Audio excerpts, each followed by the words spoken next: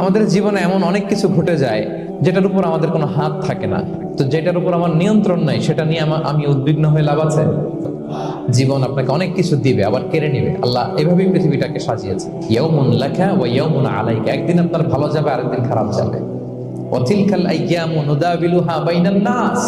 আল্লাহ বলেন, যুগটাকে আমি ঘুরিয়ে ফিরিয়ে মানুষের সামনে এভাবেই আনি। This is the routine work of this দুনিয়া। দুনিয়ার রুটিন ওয়ার্ক এইটা। আজকে ভালো, কালকেও যে ভালো যাবে এমনটা নয়, কালকে খারাপ যাবে।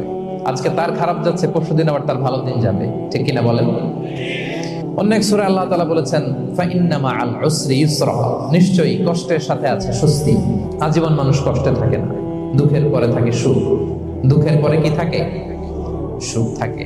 এজন্য উদ্বিগ্ন হওয়া যাবে না। বিষ্ণু ইসলামের জীবনী থেকে আমরা এটাই শিখি, উদ্বিগ্ন হওয়া যাবে না। তিনি বলতেন, ওয়া আলাম আন্নামা আসাবাকা লাম ইয়াকুন লিয়ুখতিআক ওয়া মা আখতাআকা লাম ইয়াকুন লিয়ুসিবাক রুফিআতিল